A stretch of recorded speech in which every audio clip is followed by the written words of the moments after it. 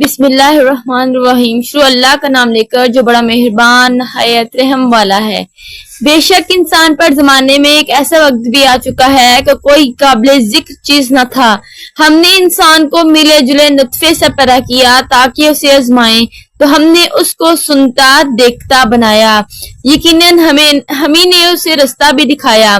اب خواہ شکر گزار ہو خواہ نہ شکرا، بے شک ہم نے کافروں کے لیے زنجیریں اور توق اور دہکتی آگ تیار کر رکھی ہے۔ جو نیکوکار ہیں وہ ایسی شراب پیئیں گے جس میں کارفور کی آمیزش ہوگی۔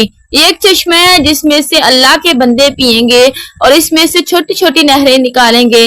یہ لوگ نظریں پوری کرتے ہیں اور اس دن سے جس دن کی سختی پھیل رہی ہوگی خوف رکھتے ہیں، اور باوجود یہ کہ ہم ان کو کھانا کھانے کی چاہت ہوتی مگر فقیروں، یتیموں اور قیدیوں کو کھلاتے، اور کہتے ہیں کہ ہم تم کو محض اللہ کی خوشنودی کے لیے کھلاتے ہیں، نہ تم سے بدلہ چاہتے ہیں اور نہ شکر گزاری۔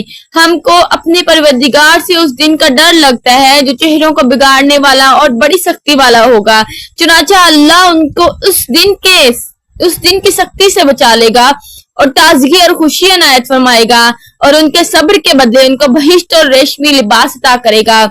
اس میں وہ تو پر تکیے لگائے بیٹھے ہوں گے، وہاں نہ دھوپ کی حدت دیکھیں گے نہ سردی کی شدت۔ ان پر درختوں کے سائے قریب ہوں گے اور میووں کے گچھے جھکے ہوئے لٹک رہے ہوں گے، اور خدام چاندی کے برتن لیے ان کے ارد گرد پھریں گے، اور شیشے کے نہایت شفاف پیالے، اور شیشے بھی چاندی کے جو ٹھیک انداز کے مطابق بنائے گئے ہیں، اور وہاں ان کو ایسی شراب بھی پلائی جائے گی جس میں ادرک کی آمیزش ہوگی۔ یہ بہشت میں ایک چشمہ ہے جس کا نام سلبسیل ہے، اور ان کے پاس لڑکے آتے جاتے ہوں گے جو ہمیشہ ایک ہی حالت میں رہیں گے۔ جب ان پر نگاہ ڈالو تو خیال کرو گے کہ بکھرے ہوئے موتی، اور بہشت میں جہاں آنکھ اٹھاؤ گے کثرت سے نعمت اور عظیم الشان سلطنت دیکھو گے۔ ان کے جسموں پر ڈبیا اور الترس کے سبز کپڑے ہوں گے، اور انہیں چاندی کے کنگن پہنائے جائیں گے، اور ان کا پروردگار ان کو نہایت پاکیزہ مشروب پلائے گا۔ ہم نے تم کو قرآن بتدریج نازل کیا تو تم اپنے پروردگار کے فیصلے کے لیے انتظار کیے رہو، اور ان لوگوں میں سے کسی بدعمل اور ناشکرے کا کہا نہ ماننا، اور صبح و شام اپنے پروردگار کا نام لیتے رہو، اور رات کو بڑی دیر تک اس کے آگے سجدے کرو اور اس کی پاکی بیان کرتے رہو۔ یہ لوگ دنیا کو دوست رکھتے ہیں اور قیامت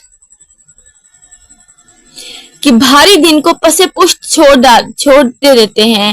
ہم نے ان کو پیدا کیا اور ان کی جوڑ کو مضبوط بنایا، اور اگر ہم چاہیں تو ان کے بدلے انہی کو اسی طرح کے لوگ لے آئیں۔ یہ قرآن تو نصیحت ہے، جو چاہے اپنے پروردگار کی طرف پہنچنے کا رستہ اختیار کر لے، اور تم کچھ بھی نہیں چاہ سکتے مگر جو اللہ کو منظور ہو۔ بے شک اللہ جاننے والا ہے، حکمت والا ہے، وہ جس کو چاہتا ہے اپنی رحمت میں داخل کر لیتا ہے، اور ظالموں کے لیے اس نے دکھ دینے والا عذاب تیار کر رکھا ہے۔